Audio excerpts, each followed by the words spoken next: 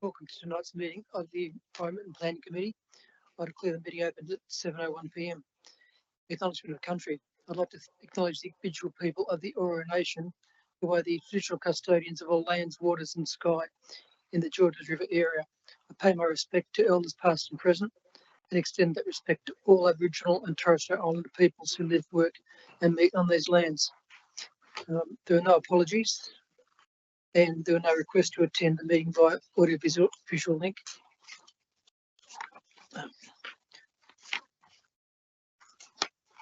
That is of live streaming of committee meeting. Staff and public are reminded that this meeting is being recorded for minute-taking purposes and is also being broadcast live to the public on Council's website in accordance with Section 5 of Council's Code of Meeting Practice. The recording will be made available on Council's website.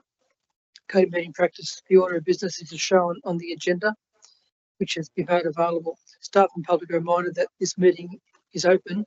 Doors to the meeting room are to be left open unless the meeting moves into a closed confidential session, according to Section 14 of the Code of Meeting Practice. Only if the meeting moves into a closed confidential session will the public broadcasting of the meeting be suspended. Council's Code of Meeting Practice prohibits the electronic recordings of meetings without the express permission of Council. Mobile phones must be turned silent during the meeting. Disclose of interest. Do any councillors have any interest to declare? Okay, no disclose of interest. And there's no public forum tonight. First item is ENV 02525, confirmation of the minutes of the Environment and Planning Committee meeting held on the 14th of July 2025. Can I call for a mover and seconder Councillor Lansbury and Councillor Ellison? And can we go around room please for a vote on that? Councillor Marnie. For. Councillor Ellison. For. Councillor Arthur. For. Councillor Jamieson. For. Councillor Lansbury. For. Unanimous. Thank you. I declare that carried. Committee reports. The first one is ENV 02625, development of building Q4 measurements report. And can I call for a move and seconder, please? Councillor Lansbury, Councillor Johnson. And before we move to any discussion, I'd like to ask our Director of Environment and Planning, Joseph Hill, to give us an overview. Thank you. Thank you, Chair. Chair and councillors, before I talk to the report, I'll just introduce Christy Griffiths on my right, our new Manager of Development and Building. Please welcome, as staff are doing at the moment. So great to have her on board.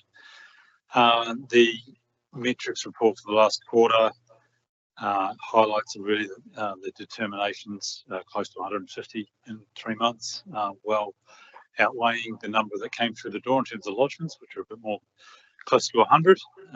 So a lot of DAs off the books, so to speak. Some of the key metrics that the Minister expects, or Minister's expectation, is to have development applications done within 115 days. We've moved up to 46% of our approvals within 115 days, which is a sharp increase. Improvement is a better word, from 12% in March and I think 17% in April. One of the other things is the headline number for the end of the financial year in terms of DA times that the Minister is looking at is 222 days. It's a minor increase in the last couple of months, but actually if you look under the hood a little more, the month of June represented a 38% decrease down to 138 days. So a pretty sharp jump for the last month downwards, and that improvement's flowed through into July. Clearly, the changes that we started late 24 and early 25, along with the heightened interest from the Minister, has given us a bit of a hurry up, and those changes are starting to come through just now, a little bit earlier than I did advise councillors previously. The horizon will look probably a sustained period in around 130 to 150 days as we move the older DAs, which we characterise as over 180 days, a few of those to move on. So we're in a pretty good spot, and as in terms of introducing Christy, we've made significant progress in recruitment.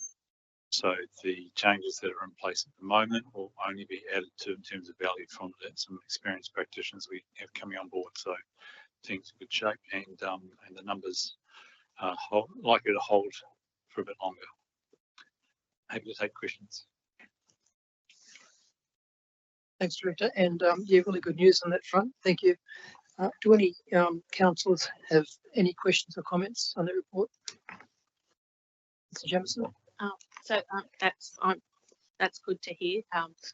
Just what other aspects? How far have we gone with recruiting? What other parts do we have to do to sort of? Is there anything else? Okay, through Chair. The recruitment, the appointments basically happened in the last 3 weeks. Having 4 senior staff, as in top end senior staff, which this council has not had previously for maybe up to 3 years. I think we had 2 years of unsuccessful recruitment at that principal level. So I think I made the comment had been 100 years of planning experience come through the door in 2 weeks, which is near enough. That's the biggest issue that's been addressed. They're going to have a look at, with their experience, their current initiatives, which is really under the hood, really down to process and that, and they have a pretty good base to build on. So we expect a fair bit of value add in the next 2 to 3 months. Following that, we're going to be back to the action plan that we've endorsed, is looking more at the front end system, how the DAs get it, and that was clearly a decision to leave that towards the end of that action plan process. It was the most important in terms of reducing times. Thanks, Director. Any other questions from the councillors? Just have a comment. Thanks, Mr. Chair.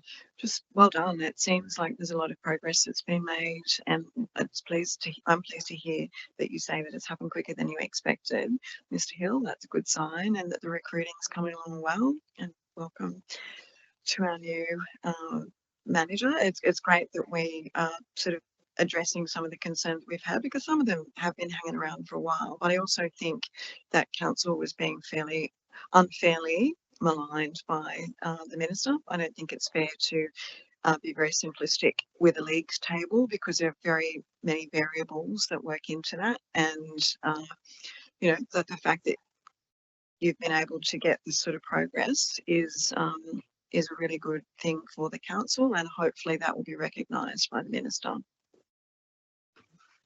Thanks, Councillor Lasbury. Does anybody else have a question or comment? Yeah, I just had one more question I forgot to ask. The grandfather, all those really old DAs, how many have we got left open? Through Chair, I'll have to take that on notice. I know the ranges, and unless you're aware, it was about 40. They're a lot younger. I would make the observation. So when we started the action plan, we had 63. We got them down to about 30. So our rolling average is in around that 30 to 40 range, but they're a lot younger, so they're not over 300 days. They're much more like just tipped over 180 days. And I'll make one comment, if I may. It's the numbers are a credit to the staff of Georges River Council. Pretty much, they've done a phenomenal effort, understood what was needed, and turned it around. So I'll pass on your appreciation. Okay, thanks, Director. If there are no more questions or comments, I'll put this item to a vote. If we go to the room, please. Councillor Marnie. For. Councillor Allison. For. Councillor Arthur. For. Councillor Jamieson. For. Councillor Lansbury. For.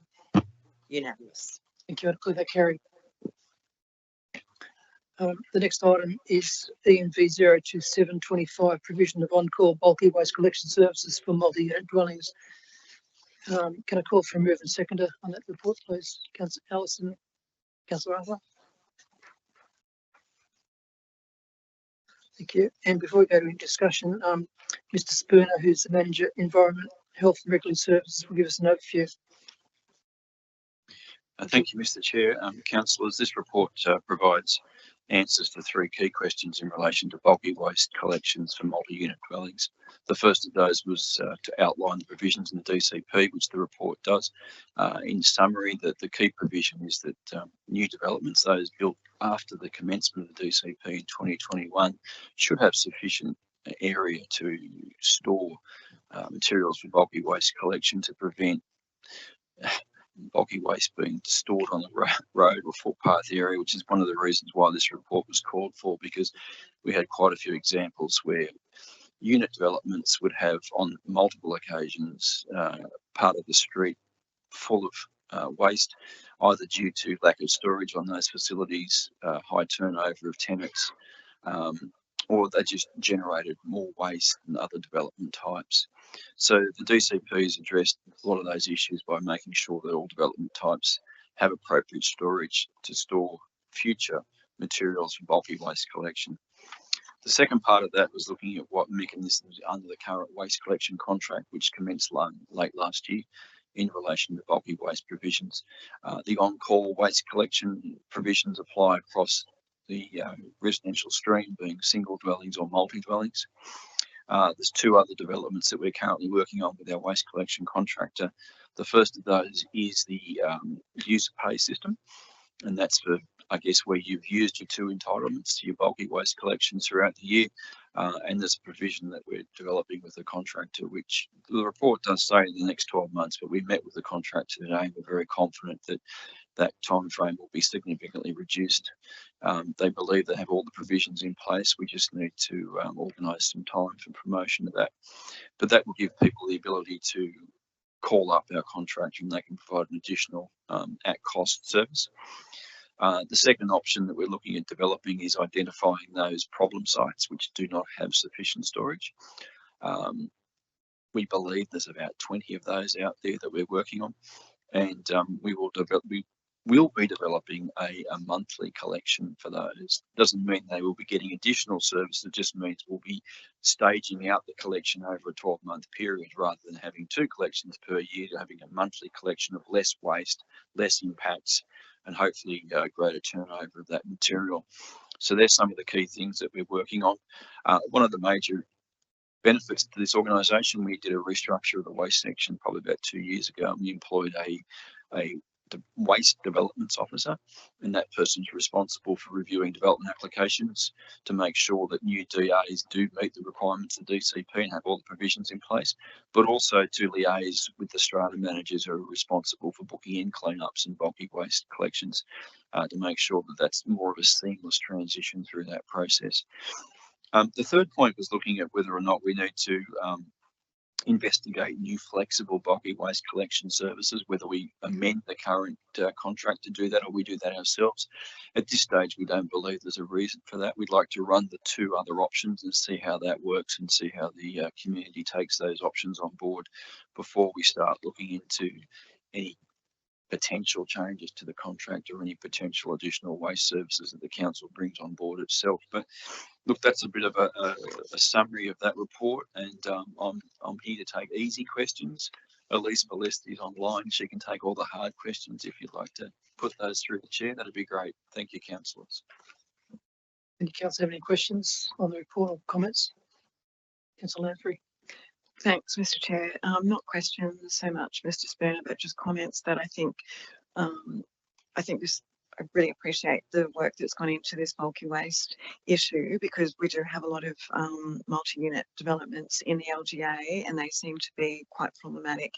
Certain pockets of them do seem to be quite problematic. Perhaps there's more transients through the units. I could name somewhere now that I walk past quite regularly that seems to have a permanent array of stuff that people moving in and out. But one of the things that sort of touched on in this report, which I think was a huge step forward for Georges River, is to have the 2 at-call pickups, the regular ones, whether they be for multi-units or for freestanding dwellings, because we all remember those times during COVID when people would put out their rubbish 2 weeks ahead of the collection date and it would end up all over the street. And it's just a much better situation, and I've utilised it a number of times myself and put it out the night before it's gone first thing in the morning. It just works really, really well. And if you do need an additional one, which you do from time to time, I know I've raised this with you, going back a few years, Bayside had a really good arrangement that you pay for it on Thursday, it gets collected on Friday, and that might be something that we would be moving towards if you need that extra one. Often you don't, but sometimes you do if you have to move house, and it saves you that extra trip to the tip. But yeah, I think this is progressing really well, so thank you. Thanks, councillor. Any other questions from the councillors at all? In that case, I'll put this to a vote. Go around the room, please. Councillor Marnie. For. Councillor Allison. For. Councillor Arthur. For. Councillor Jamieson. For. Councillor Lansbury. For. Unanimous. Okay, I declare that carried. Thank you. The next item is ENV 02825, George River Council and Sydney Dogs and Cats Home Animal Impounding Agreement. And before we go into discussion, could I call for a mover and seconder? Councillor Lansbury, Councillor Ellison.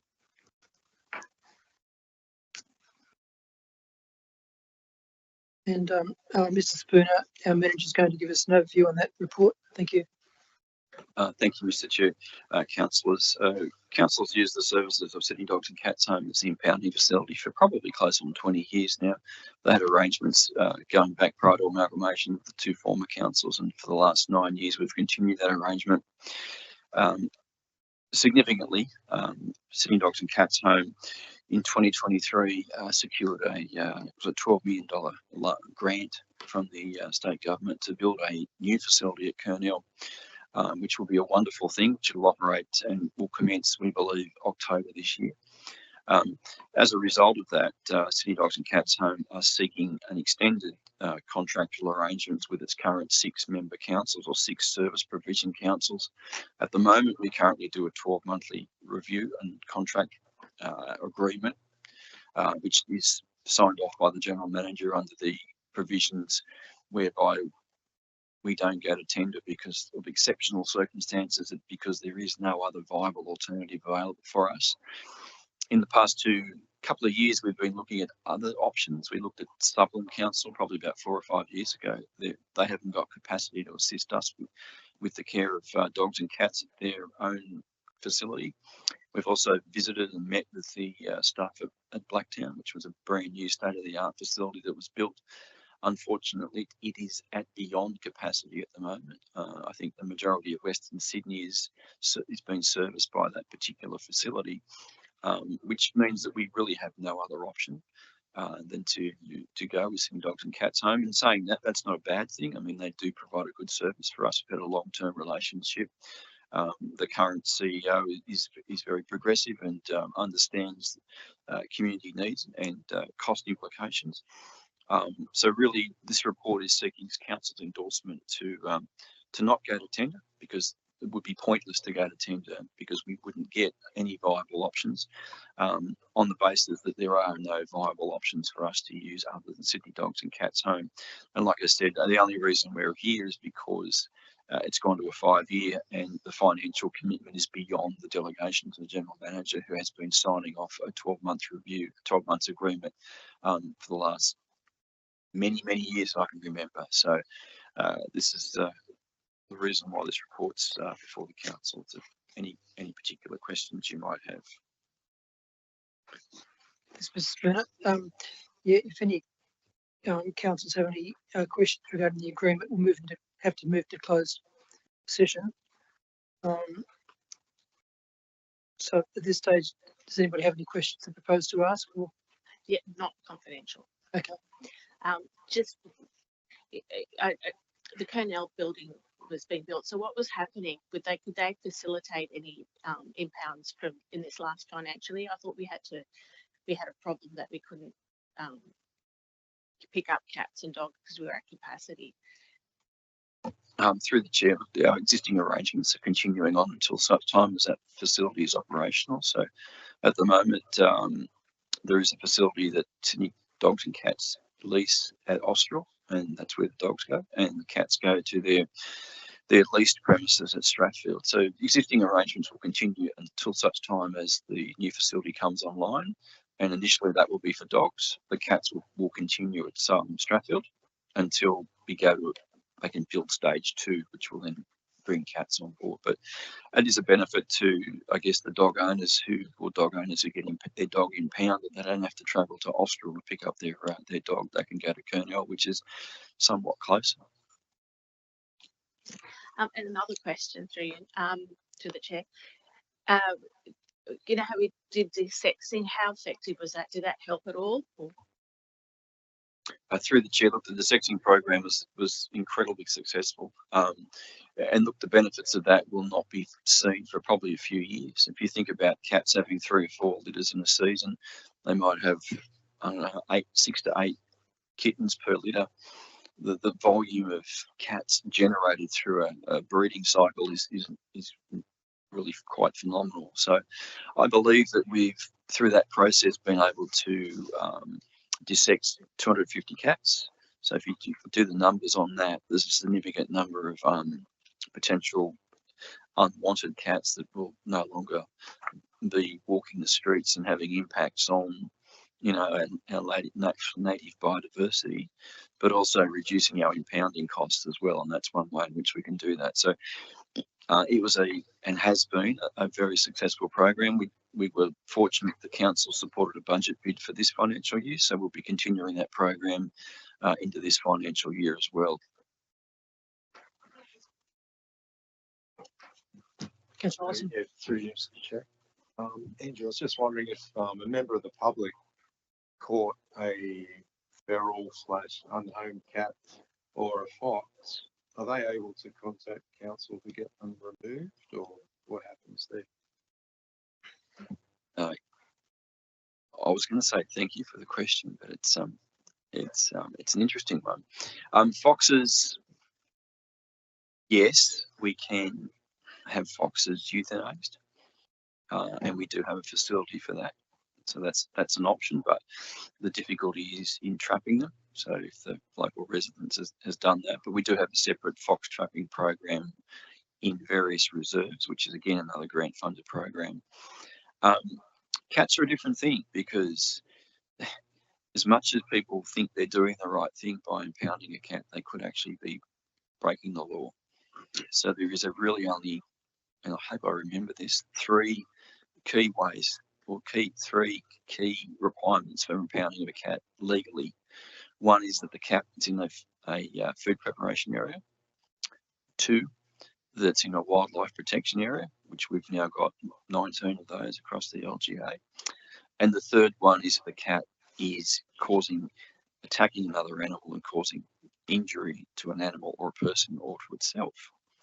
So in theory, the answer to your question would be it would have to fall into one of those 3 categories for that cat to be impounded by council. Councillor Stop that. Jamieson. Not just that. And what is it legislation? How do we change that, and can we do anything about it? Look, the Companion Animals Act has recently, and I believe that it's closed submissions on that, but it was currently under review. It's been around for many years, since 1998, and it's a matter of, I guess, raising the issue through that submission process, or clearly through the state government, who's the body who actually prepares that legislation. But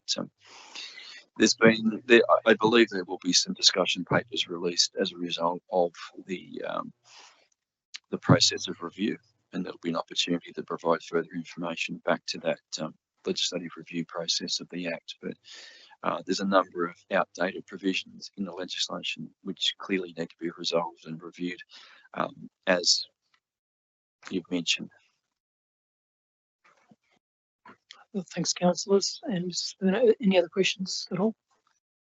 In that case, I'll put the motion. If we can go in the room, please.